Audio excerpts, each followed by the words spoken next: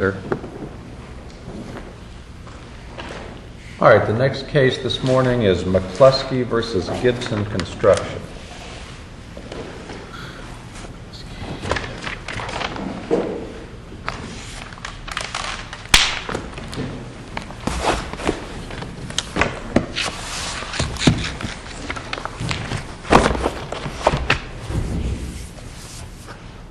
Morning, may it please the court. Just a minute, let's see. Do we have anybody here from Gibson Construction? No. No? Is it a 9 o'clock argument? Yes, Yeah, it's a 9 o'clock argument. for Birmingham. They requested argument. Well, that's unusual. Check something. Jennifer Stand by, Berman. y'all. Let me check back here, okay? Okay. Somebody has signed in. Okay. All right. I resemble.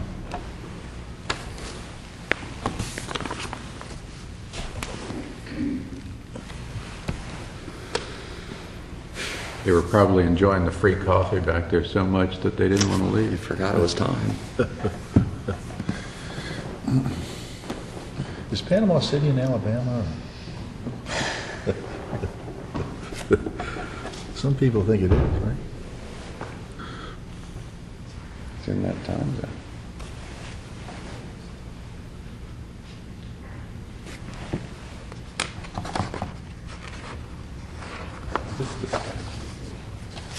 No, this is 57105. Left open. Can I look at the Sure. Beauty, 57. Good morning. morning? I thought you were enjoying the free coffee so much that you didn't want to come in. I apologize for making you wait. Oh, that's all right.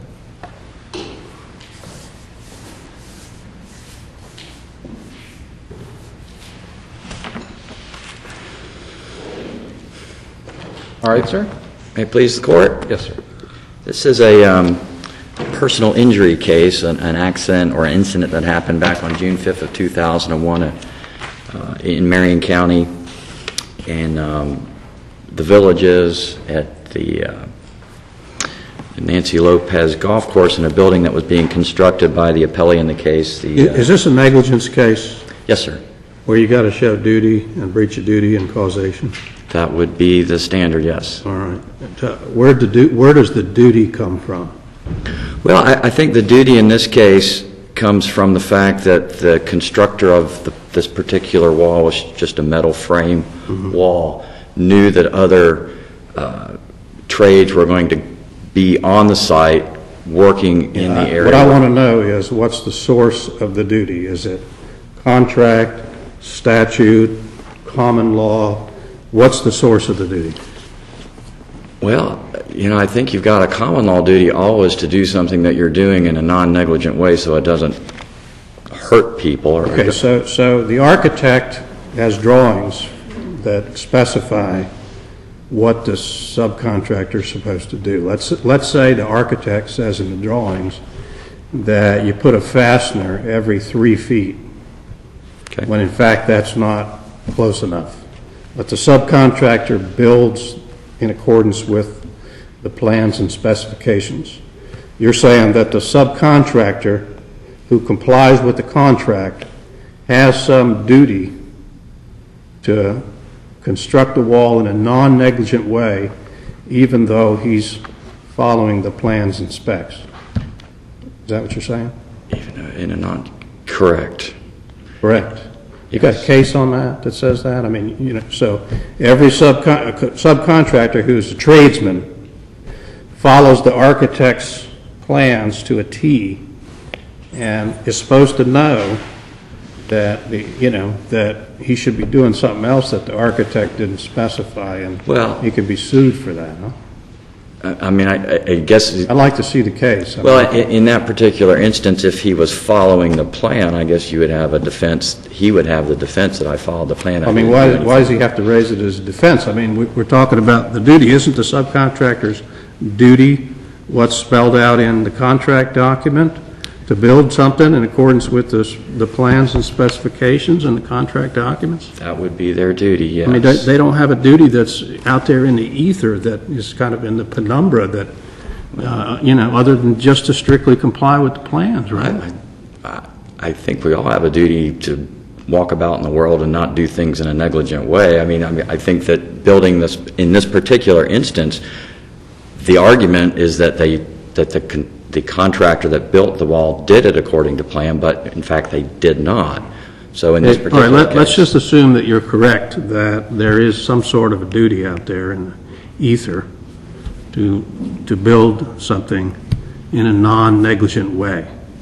Who tells the jury, what is a negligent way to build and what isn't a negligent way to build? Isn't that what an expert is supposed to do?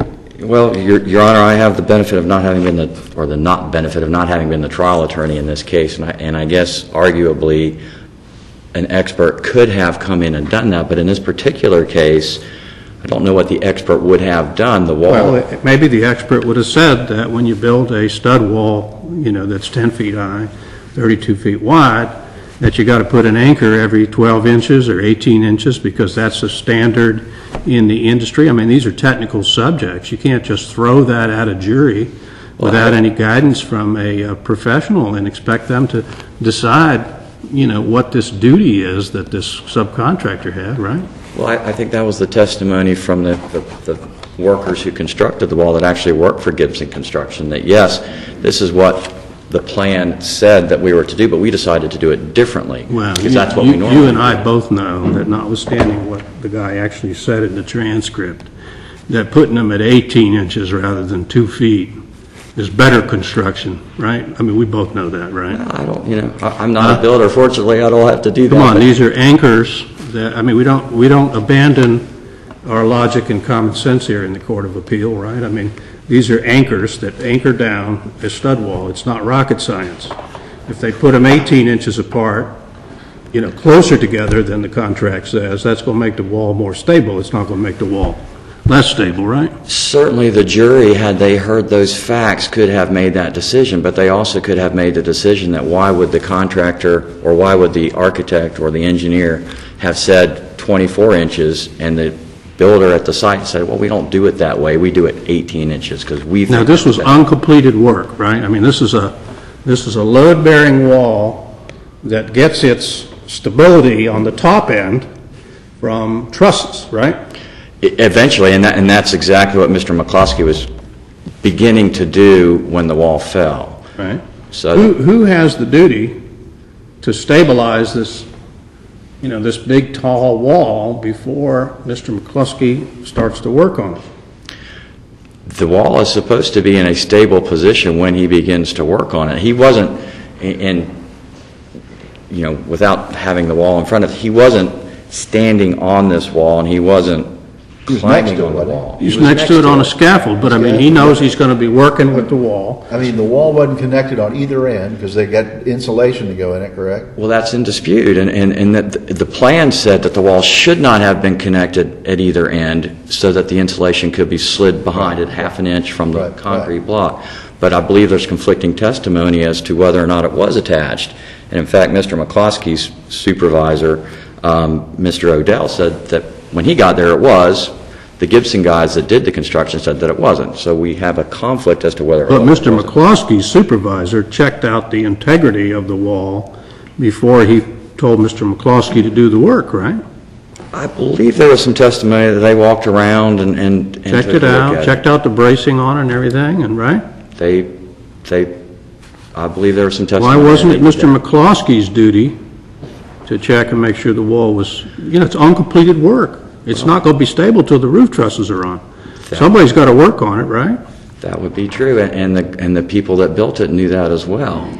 And how do we know that the people that built it didn't build it in accordance with, what they were told to do, and that it wasn't the responsibility of the next subcontractor to stabilize the wall before they started climbing around on it? I believe there's testimony in the transcript that says that the contractor that built the wall did not build it exactly to plan. Now, that the 16-inch spacing of the 12-gauge steel studs, 10 feet tall, 32 feet long, they did that. And as we just discussed, the spacing of the pins was not to plan. The whether it was attached to the wall or not may or may not have been to plan. And the braces... Well, the plan said it wasn't supposed to be. The plan said it wasn't supposed to be, but it might have been. There's testimony on both sides. The bracing itself, the plan didn't call for bracing. The contractor that put up the metal frame wall says that we did put bracing. One guy said 2 braces, or actually Mr. Odell, Mr. McCloskey's supervisor, said there might have been 2 braces. Mr. McCloskey said there might have been 1.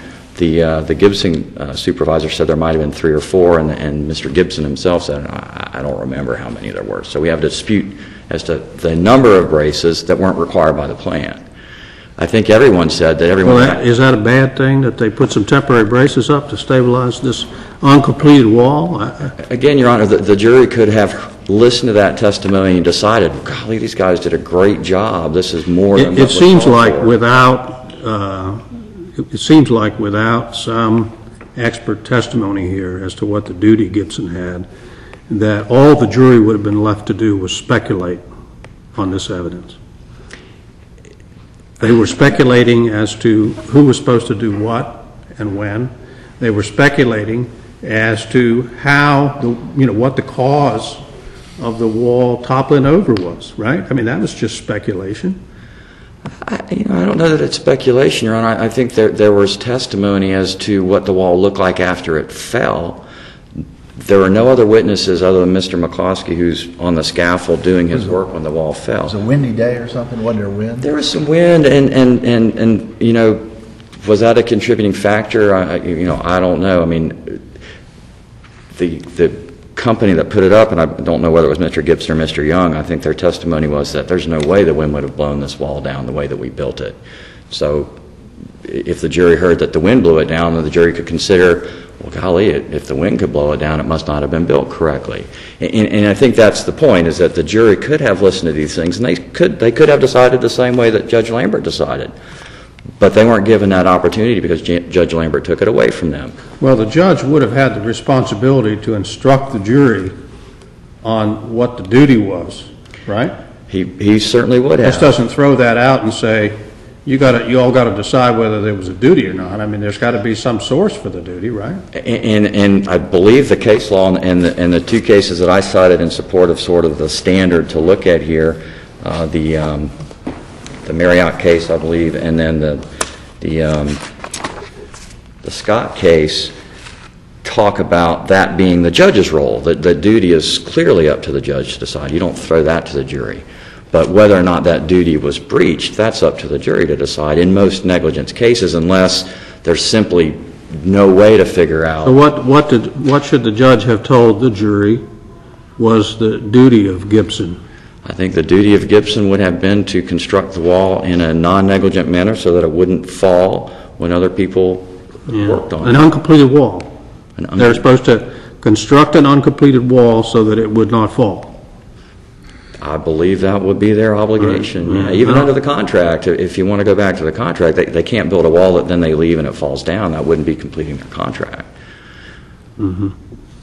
I mean, I was reminded by the negligence instruction, when I'm preparing for this and not stating it, but negligence... What's your best authority in the context of a construction project that a subcontractor has the duty to construct something in a way that is not, as you say, non-negligent, irrespective of what the plans and specifications say? What's your best authority on that? I don't have a case on point for that. I mean, This doesn't make sense, does it? I mean, that the architect promulgates these plans, a professional person puts a seal on them.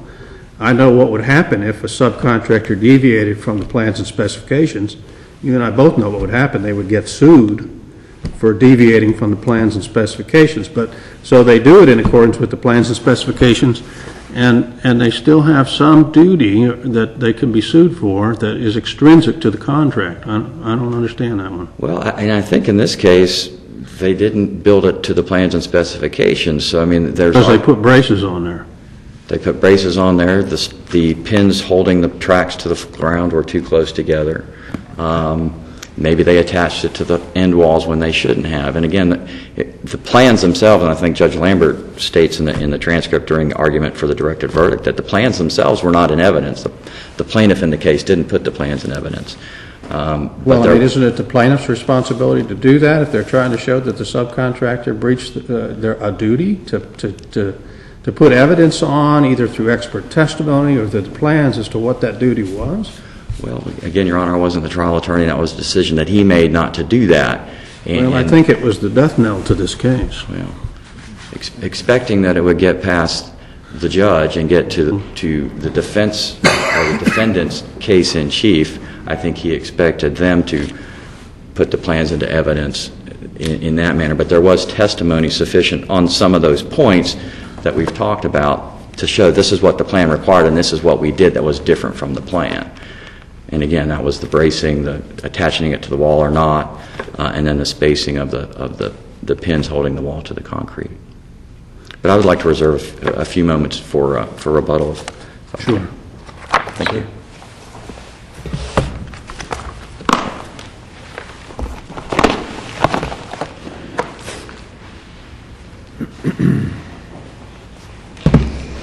Good morning, Your Honors. Good morning. And may it please the Court. My name is Jennifer Birmingham, and I'm here on behalf of the appellee, Gibson Construction. As was pointed out in the prior argument, this was an accident that occurred on a construction site, an active construction site in Marion County, with regard to where our client, Gibson Construction, was the subcontractor to erect what was basically a skeleton for an interior load-bearing wall. A skeleton with a bottom track, a top track, 10 by 32. I'm an appellate lawyer, not a construction lawyer, I apologize. And to the end. And they did it. And the only record evidence that we have is Mr. Young's testimony, who is also the only witness we have who was there when the wall was actually constructed, who testified, I took part in that construction, was that it was built in accordance with those plans and specifications. As this appellate counsel noted and the trial court noted, the plans and specifications weren't put in evidence. The contract wasn't put into evidence. So there was no evidence that there was any duty breach, that Gibson did anything wrong with regard to the limitations of their work on that construction site. They built I think it was called a fishbones in the record. They built the fishbones for the construction site, for the wall.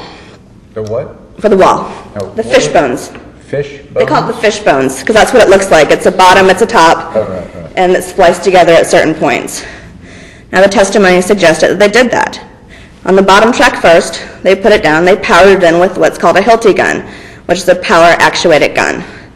In the brief, the appellant tries to suggest that the screws were the wrong site, and they base it on the testimony of Shannon Odell, who says they looked a little small. There's no testimony that he measured them. There's no testimony that he did anything with mix-up line of sight. Now, Mr. Young testified that they're 3/4 inch, that's what we always use, and that the Hilti gun is actually preloaded with the fasteners for the bottom, the pins. Now, the smaller pins are used for metal. He also testified to that. And they look different. Well, there was no expert testimony. There was no expert testimony about that. That these anchors, which essentially anchor the bottom of a 10-foot tall wall, have anything to do with the stability of the wall at the top, right? Correct.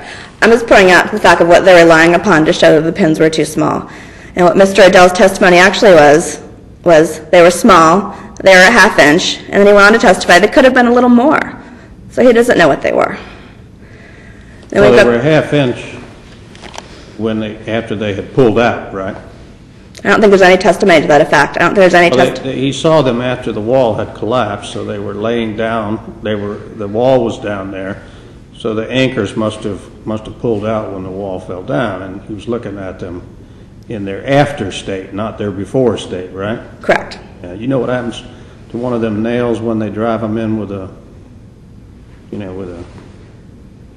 22 or whatever they use? With the powered Hilti gun? Yeah, you know what happens to them? I actually do not, Your Honor. Yeah, well, they squish a little bit. Well, that's another reason for them. They squish a little bit. So there's no measurements of it. No one knows, except for the testimony of Mr. Young, that this is what we use, this is what the gun is preloaded with, and they have to be that way because this is what the size that's used to go into concrete. The smaller pins are metal pins, and they actually look different, completely different. They have steel tips. So when we get up to the top, where they're splicing the wall together. I didn't understand that testimony. Can you paint me a graphic depiction of what these missing screws were all about here that we're talking about? Is this where the three sections are joined together? Is that what? Correct, where the splices are, because this isn't a 32-foot. What does the splice look like? The splice actually is a piece of metal that fits up between it. It's a piece of sheet metal that actually goes up inside to attach the two pieces together. Okay, all right. Well, we have a horizontal rail. Yes. And then we have vertical studs. Correct. And then at the point of the splice, the horizontal rail hangs over the vertical studs a little bit, and then they put a horizontal splice on it, or is it a vertical splice? I believe it's a horizontal splice, Your Honor, to attach the two together. And they shoot. Is the top channel a U kind of channel? Is that what it is? Yes, it is, Your Honor. All right, so they were supposed to, Mr. McCloskey was putting the wood in the U channel to fasten it to the trusses? Correct, at the top. Interestingly, in his testimony, when he's asked on direct examination by trial counsel what his hand was when they fell, he said his hand was on the screws. Did the whole 32-foot section come down? No, I believe it was twisted like a snake, and the middle section came down where he was working. Because he had finished about half of the wall. The middle section came down, but the two outside sections remained up? That's a little unclear by the record. The record is that part of the wall was up, and it was twisted down like a snake. And since there was no visual, no graphics submitted that's for the record on appeal, we have to take our best guess of what the wall. There's no pictures in the record? There's no pictures in the record.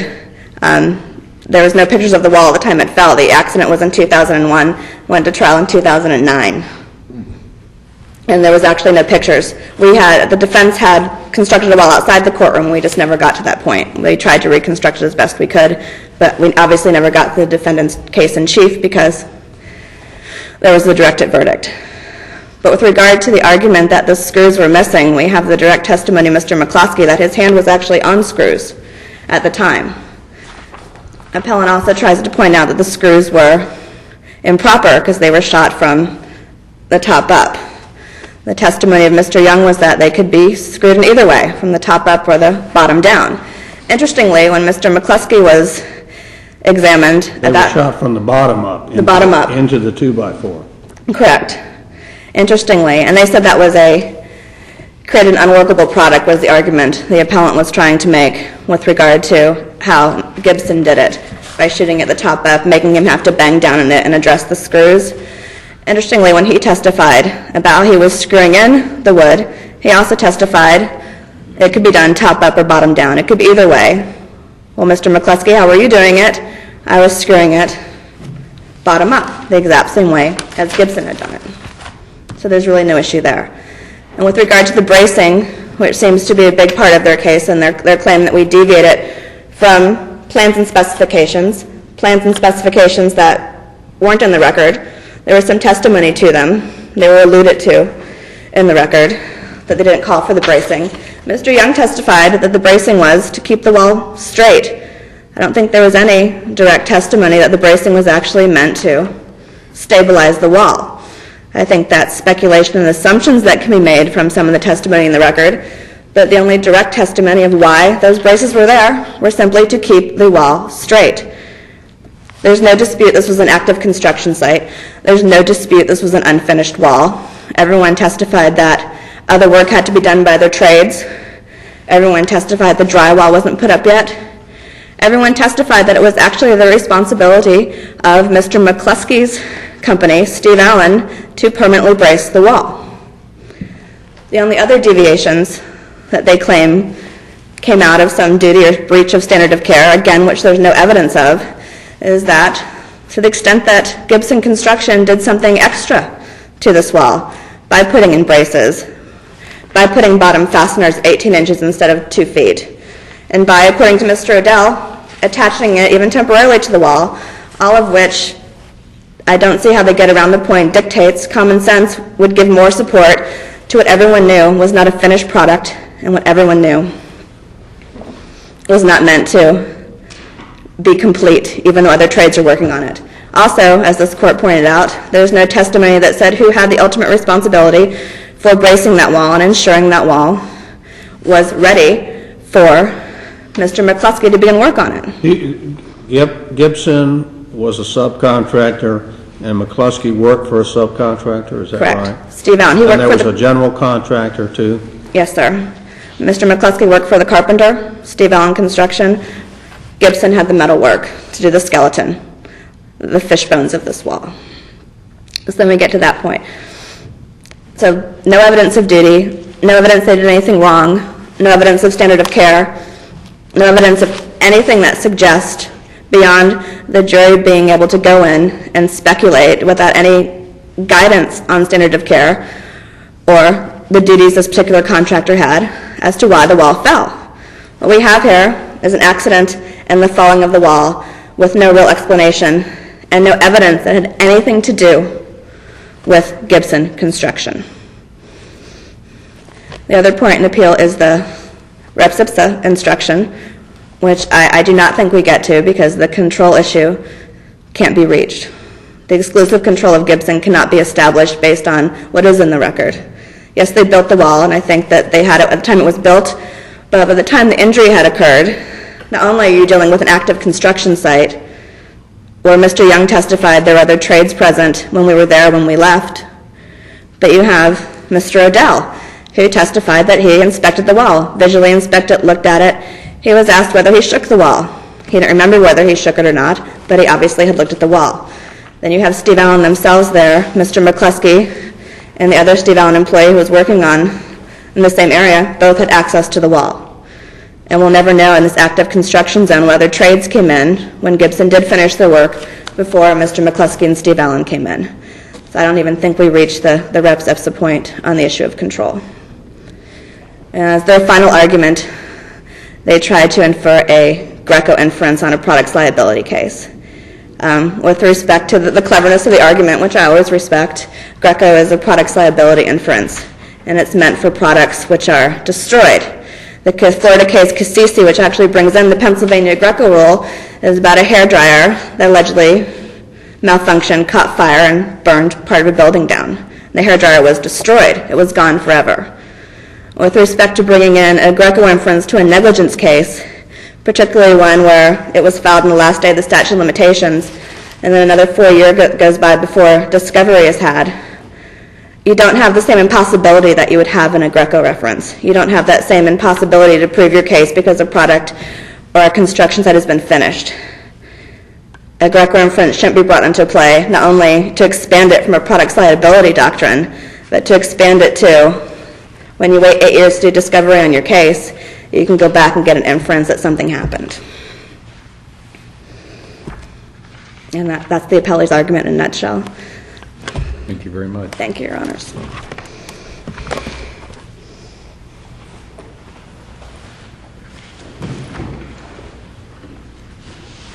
Just have 2 quick points. One, I think the evidence about other trades was that the way that this kind of unwound this morning, or the morning that this incident happened back in June of 2001, was that the wall was actually constructed that morning, and then Mr. McCloskey and his group came in a couple hours later and did their work. So I don't, and I think the record's a little confusing on this, but if you read... Why isn't it the general contractor's responsibility to make sure that this uncompleted work is safe for the next trade?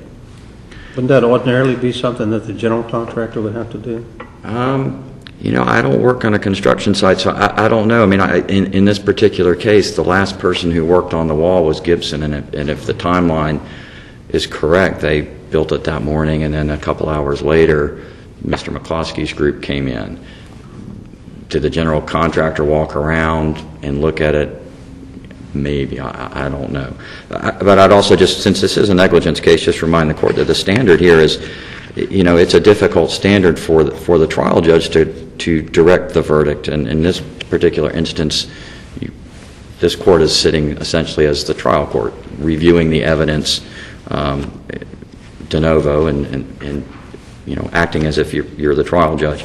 But the Scott versus TPI Restaurants case that we cited in our brief, just makes note that in negligence cases, motions for directed verdict should be treated with special caution because it is the function of the jury to weigh and evaluate the evidence. And I think in our particular case, there was evidence that the wall was not built to plans and specifications that the jury could have considered and weighed rather than the trial judge.